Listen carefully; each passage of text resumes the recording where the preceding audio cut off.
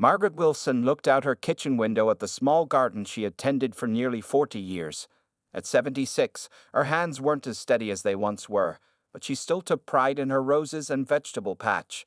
This morning, like every morning, she prepared her tea in the blue ceramic mug her late husband Robert had given her on their 30th anniversary. The quiet neighborhood of Oakwood Heights had been her home since she and Robert bought the modest two-bedroom house in 1978. Back then, they had been one of the first families to move into the developing suburb. Now, as she watched the morning light filter through the oak trees that gave the neighborhood its name, the area had changed around her. New developments were springing up, property values were rising, and many of her old neighbors had moved away. Margaret didn't mind the solitude. After 40 years of teaching third grade at Oakwood Elementary, she enjoyed her peaceful retirement. 3 days a week, she volunteered at the local library, helping children discover the joy of reading. The rest of her time was spent gardening, attending her book club, and occasionally visiting with neighbors who had been there almost as long as she had.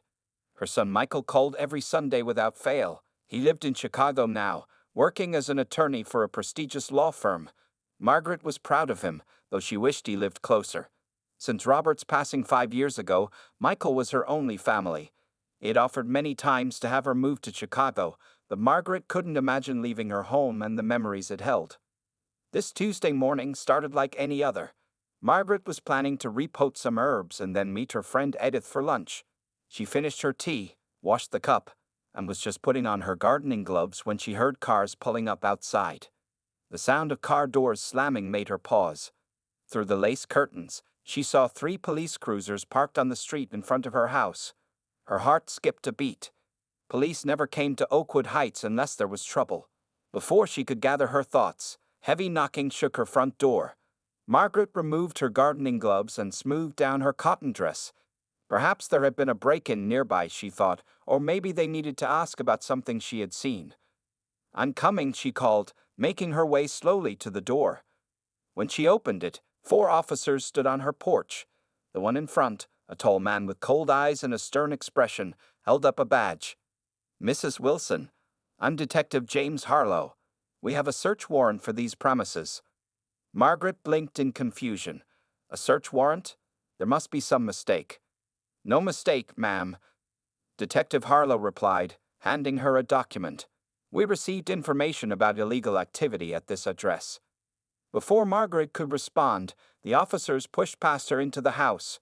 She stood in the doorway, clutching the paper in trembling hands, trying to understand what was happening. "Please stay where we can see you," a younger officer instructed, his hand resting on his gun belt in a way that frightened her. Margaret sank into her armchair as the police began tearing through her neat home. They pulled books from shelves, emptied drawers onto the floor, and flipped over cushions. She watched in horror as they treated her possessions with complete disregard. "You're making a terrible mistake," she said, her voice shaking. "I haven't done anything wrong." Detective Harlow ignored her, directing the other officers through her home. "Check the bedroom closets, the bathroom cabinets. Don't miss anything." After 20 minutes of searching, one of the officers called out from Margaret's bedroom. "Detective, you need to see this." Detective Harlow disappeared into the bedroom, returning moments later with a triumphant expression.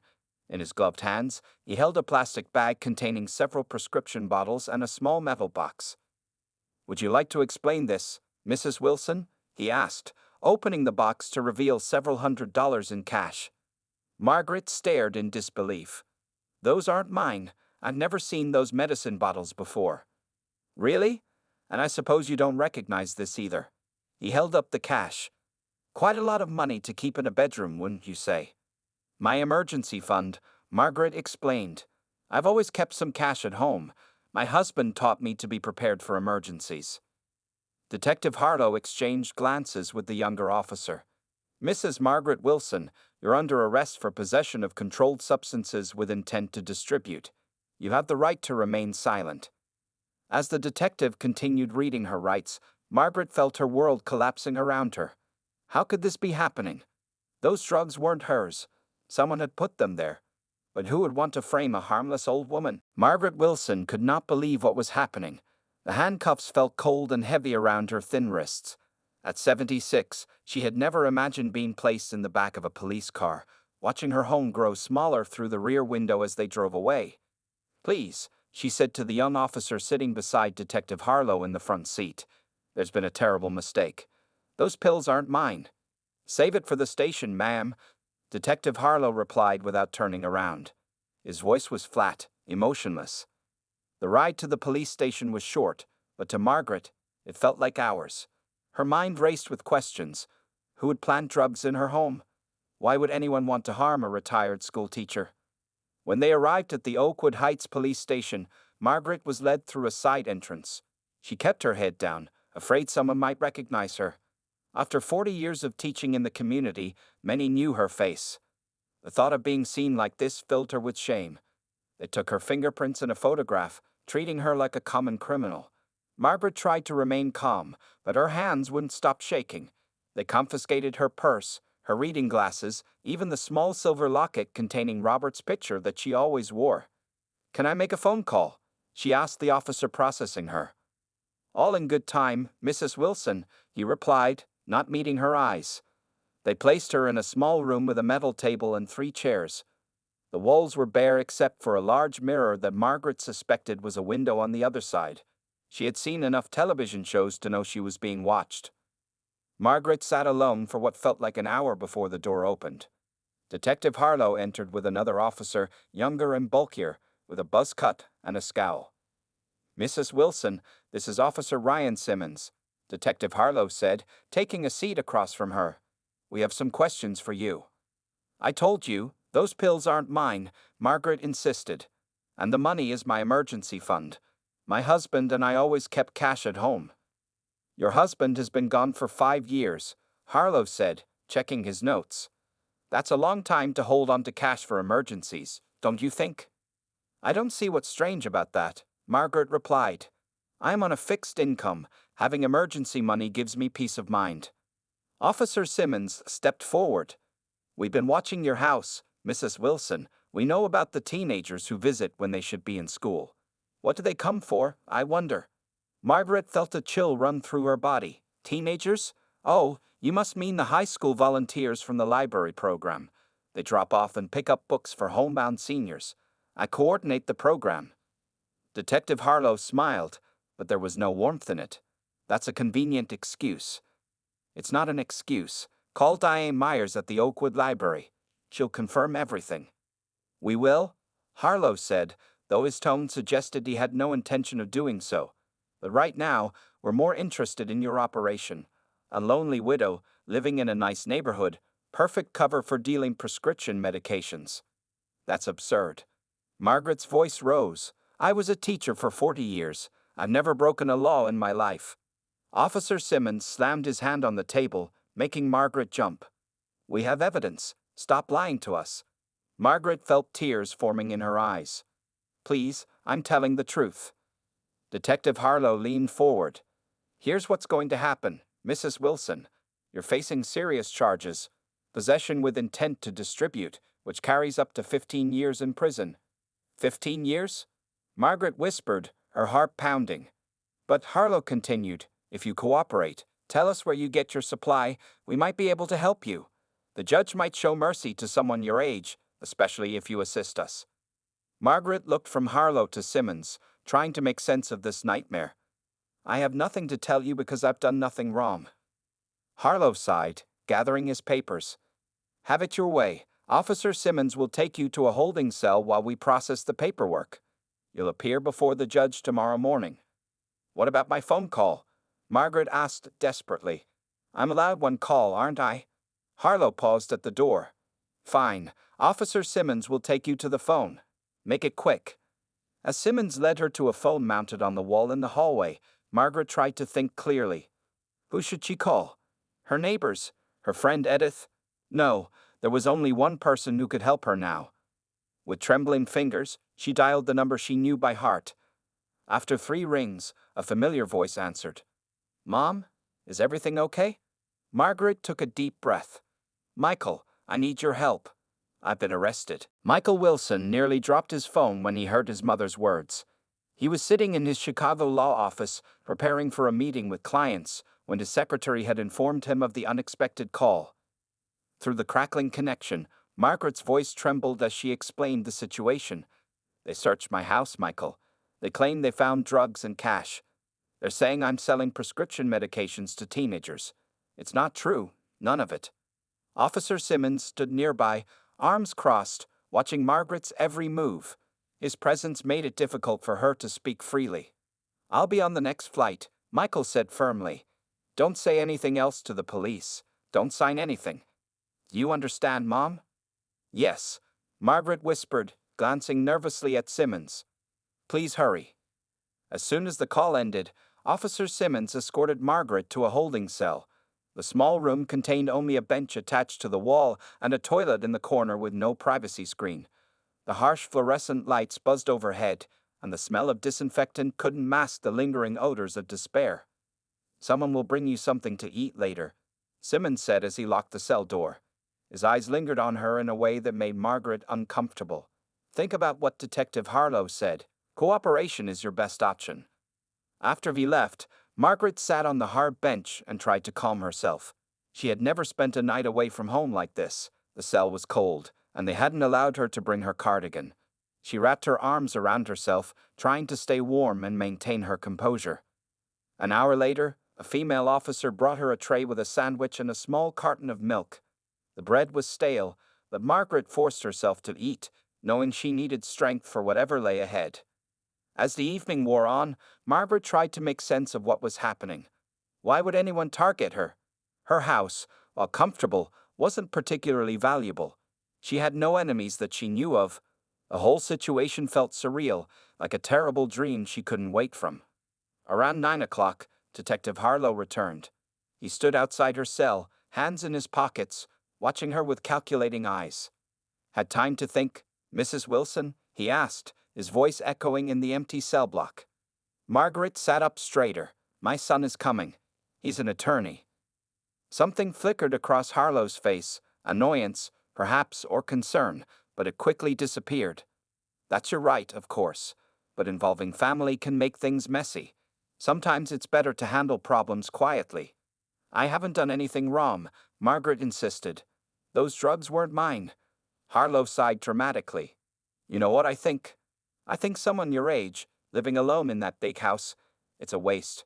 You should be in a facility where people can take care of you. The implied threat wasn't lost on Margaret. My home is not too big for me. I manage just fine. For now, maybe, Harlow replied, leaning closer to the bars. But after this, things will change. Criminal charges, legal fees.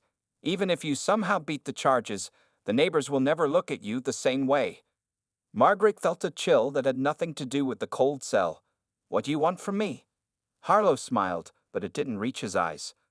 I'm just trying to help you, Mrs. Wilson. There are options. Your house has good value in today's market.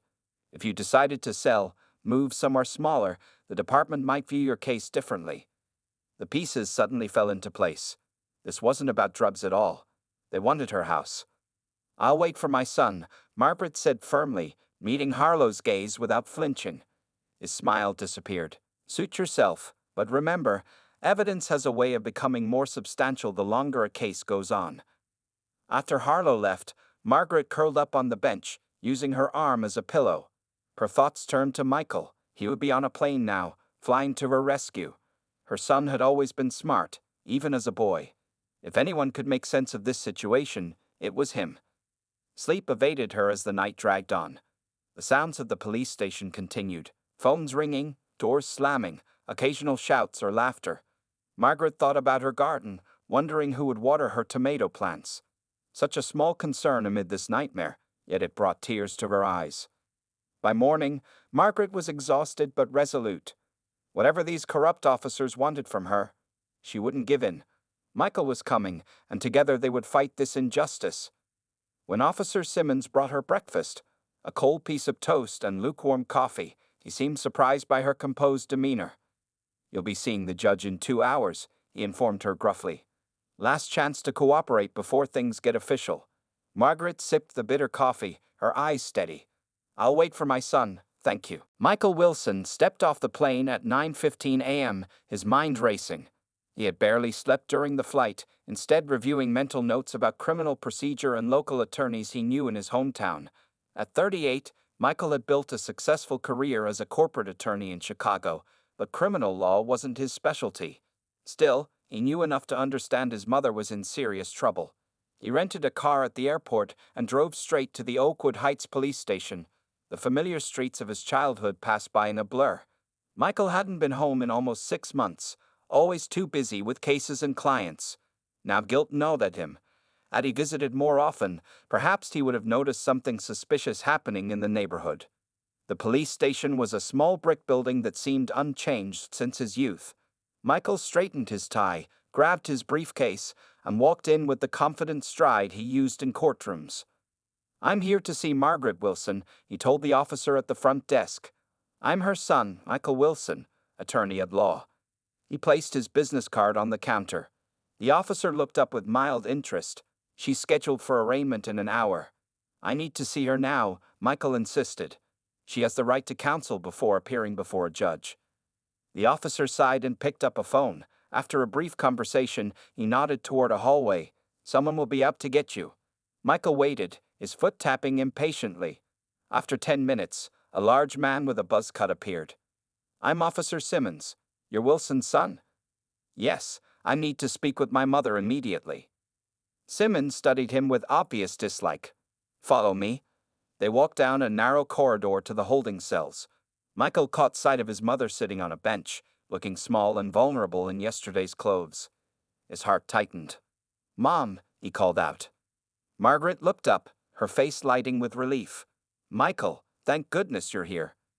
Simmons unlocked the cell door. "You have 15 minutes. Once alone, Michael hugged his mother tightly. "Are you okay? Did they hurt you?" "No, not physically," Margaret said, her voice steadier now that he was here. "But Michael, something very strange is happening.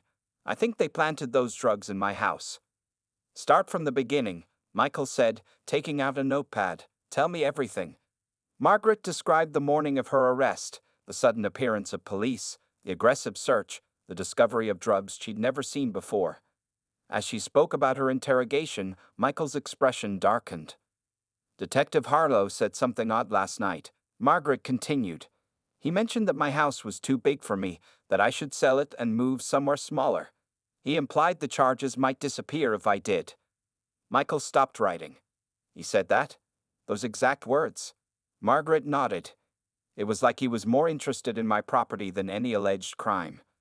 "That's not legal police procedure," Michael muttered, making additional notes. "Did you sign anything? Make any statements?" "No, I remembered what you always told me about not talking to police without a lawyer." Michael smiled proudly. "Good. Now listen carefully. When we go before the judge, let me do all the talking. If they asked you to speak, just plead not guilty. Nothing more." Margaret nodded, but her hands were trembling. "What if they don't let me go home?" "One step at a time, Mom," Michael said gently. "First, let's get through the arraignment. Then I'll figure out what's really going on here." Officer Simmons returned too soon. "Time's up. The judge is ready." As they walked to the courthouse next door, Michael noticed Detective Harlow watching from a distance, speaking quietly with a well-dressed man he didn't recognize.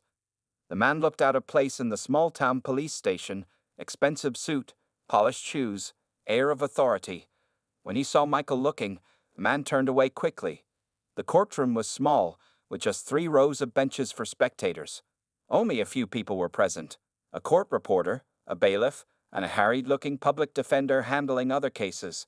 Michael and Margaret sat at the defendant's table, waiting for the judge. "All rise," the bailiff called as Judge Eleanor Benson entered. She was a stern-looking woman in her 60s who Michael vaguely remembered from his youth.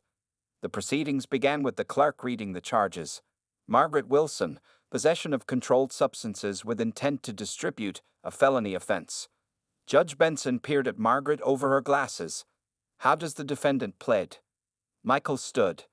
"Your Honor, Michael Wilson representing the defendant, my mother. She pleads not guilty to all charges. Furthermore, we have serious concerns about the legality of the search that led to her arrest."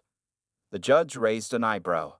"Mr. Wilson, are you licensed to practice law in this state?" The first thing Margaret noticed when Michael brought her home was that her house had been left in complete disarray. Books pulled from shelves, cushions tossed aside, drawers left open with contents spilled onto the floor. Even her garden had been disturbed, with several plants uprooted as if someone had been searching the soil. They didn't have to make such a mess, she said quietly, bending to pick up a framed family photo whose glass had cracked during the search. Michael surveyed the chaos with growing anger. This wasn't just a search, Mom. This was intimidation. He took the damaged photo from her hands. Let me clean this up. You should rest. I can't rest with my home like this, Margaret insisted. And I've been sitting in that cell for almost 24 hours. I need to move around. Together, they began restoring order to the house. As they worked, Michael asked careful questions about recent events in the neighborhood. Has anything unusual happened lately? Any strangers asking about your house or the neighborhood? Margaret paused while folding a blanket.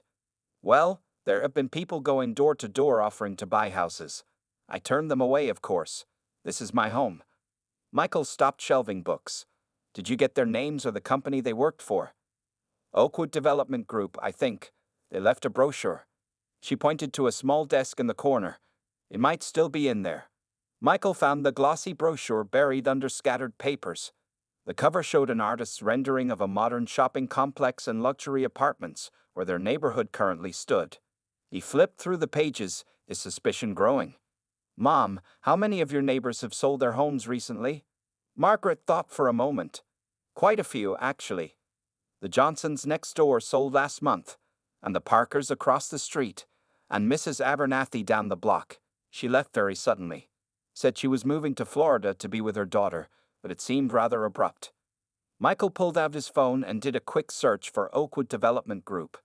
Their website appeared immediately, featuring the same images from the brochure. He scrolled to the About Us page and froze when he saw a familiar face, the well-dressed man who had been speaking with Detective Harlow at the police station. Richard Kellerman, CEO, he read aloud. Former city councilman and real estate investor. Oh, I know that name, Margaret said, looking over his shoulder. He was in the news last year when they announced the revitalization project for downtown. Michael's legal instincts were on high alert now. He needed more information, but he didn't want to worry his mother further. Mom, why don't you rest for a bit? I need to make some calls. Once Margaret was settled in her bedroom, Michael went to work. He called several former classmates who still lived in town, carefully asking about recent developments. One name kept coming up. Richard Kellerman, who had become a powerful figure in local politics and business over the past decade. After an hour of calls, Michael had learned enough to form a disturbing theory. Kellerman's development company had been buying up properties in Oakwood Heights at a rapid pace. Those who refused to sell reported strange incidents, vandalism, unexpected building code violations, even minor legal troubles that mysteriously disappeared when they agreed to sell. Michael was just hanging up when there was a knock at the door.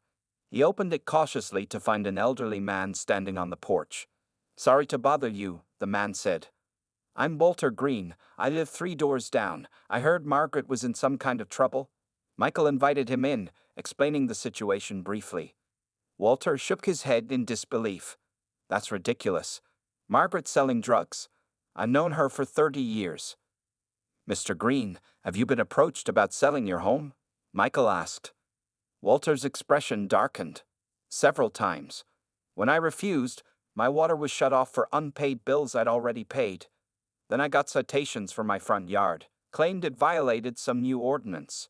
When I still wouldn't sell, someone broke my living room window. Did you report it to the police? Of course. Officer Simmons took the report. Walter laughed bitterly. Never heard another word about it. The pieces were falling into place. Michael thanked Walter for coming by and promised to stay in touch. After Walter left, Michael checked on his mother, who had fallen asleep. Looking at her peaceful face, he felt a surge of determination. Someone was systematically forcing elderly residents out of their homes, and they were using the police to do it. Michael returned to the living room and opened his laptop. He needed evidence, records of property sales, police reports, building code violations. If there was a pattern of harassment targeting holdout homeowners, he would find it. Michael spent the next morning visiting the county records office, the small building housed property deeds, tax records, and other public documents. He needed hard evidence of the connection between Kellerman's development company and the suspicious property transfers in Oakwood Heights. I'm researching recent property sales in the Oakwood Heights neighborhood, he explained to the clerk, a middle-aged woman named Doris who remembered him from high school. That's a lot of paperwork lately, Doris commented as she pulled the files. So many sales in the last year. It's changing the whole character of the area. Michael spread the documents across a table in the research room. A pattern quickly emerged. Over the past 18 months, Oakwood Development Group had purchased 27 properties in the neighborhood, all from elderly residents. The sale prices were consistently below market value. Even more interesting were the names that appeared on the paperwork. The notary who had witnessed many of the sales was Ryan Simmons, Officer Simmons's wife. The attorney who had handled most of the transactions was Frank Donahue, Judge Benson's brother-in-law. They're all connected, Michael muttered, taking photos of the documents with his phone. His next stop was the local newspaper office. The Oakwood Gazette was a small operation, but it maintained digital archives going back 15 years. The editor, Pete Collins, was an old friend. Michael Wilson, heard you were back in town, Pete greeted him. Sorry about your mom. That doesn't sound like Margaret at all. It's not, Michael confirmed. I think she's being framed, and I need your help. Pete looked around the nearly empty office and lowered his voice. What do you need? Access to your archives. I'm looking for anything related to Richard Kellerman, Oakwood Development Group, and the Revitalization Project. Pete whistled softly. Stepping into the hornet's nest, aren't you? Kellerman's got powerful friends. So do I, Michael replied, though he wasn't entirely sure that was true anymore. For the next 2 hours, Michael combed through news stories. The more he read, the clearer the picture became. 3 years ago, the city council had quietly rezoned the entire Oakwood Heights area for mixed commercial and residential use. Kellerman, who was still a councilman at the time, had recused himself from the vote due to potential conflict of interest. 6 months later, after leaving the council, Kellerman had formed Oakwood Development Group and begun buying properties. The initial purchases had been straightforward, but as more residents refused to sell, the tactics had become increasingly aggressive. Michael found a small article from 8 months ago about an elderly man arrested for drug possession. The charges were later dropped due to insufficient evidence, but the man had sold his house to Oakwood Development 2 weeks after his arrest. The arresting officer was James Harlow. Pete, do you know anything about this case? Michael asked, showing him the article. Pete frowned. Bob Malone. Nice old guy, lived here his whole life. The drug charges seemed crazy, but after they released him, he just wanted to forget about it. Moved to Arizona to live with his daughter. Do you have his daughter's contact information? Pete dug through his files and found a phone number. Be careful, Michael. Kellerman doesn't like people poking around in his business. Michael thanked him and headed back to his mother's house, stopping at an electronics store on the way. He needed to be prepared. When he arrived home, Margaret was in the garden, attempting to save her damaged plants. Any luck? She asked, noticing the determined look on his face. I'm getting closer, Michael replied, helping her with a toppled tomato plant. Mom, I need to ask you something important. Has Detective Harlow ever mentioned Oakwood Development Group to you? Margaret thought for a moment.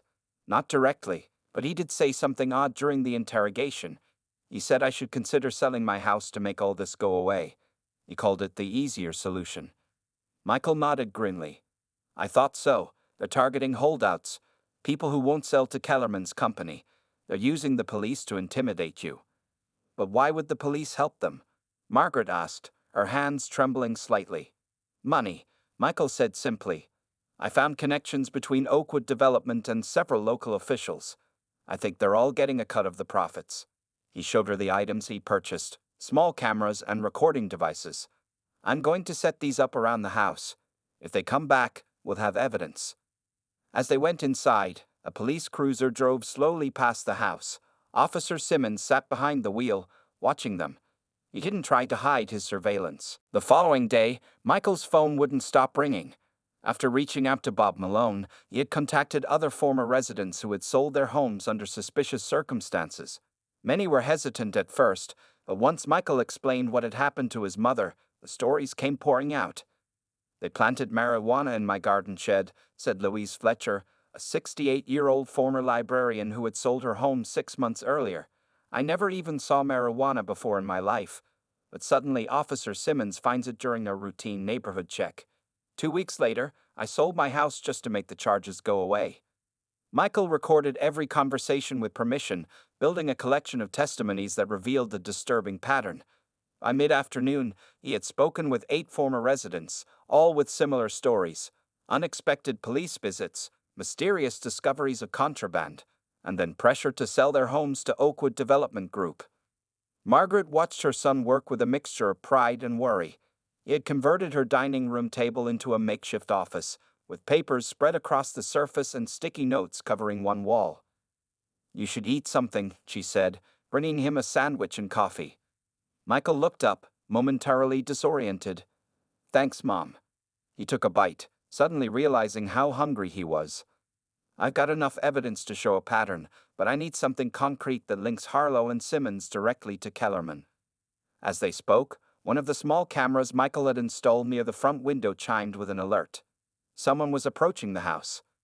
Michael checked the video feed on his laptop and tensed. "It's Detective Harlow." "Should we not answer?" Margaret asked nervously. "No, I want to talk to him," Michael replied, turning on his phone's recording app and placing it in his shirt pocket. "Just follow my lead." When they opened the door, Harlow stood on the porch looking surprisingly casual in jeans and a polo shirt.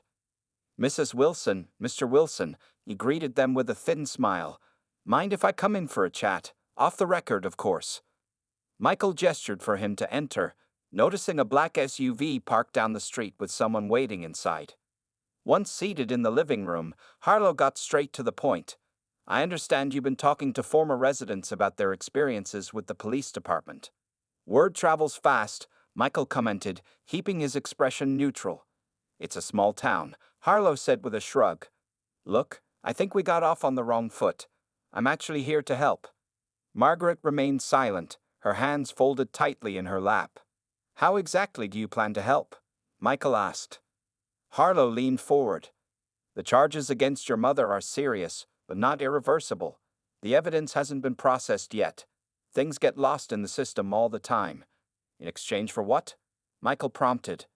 "Be reasonable," Harlow said, gesturing around the house.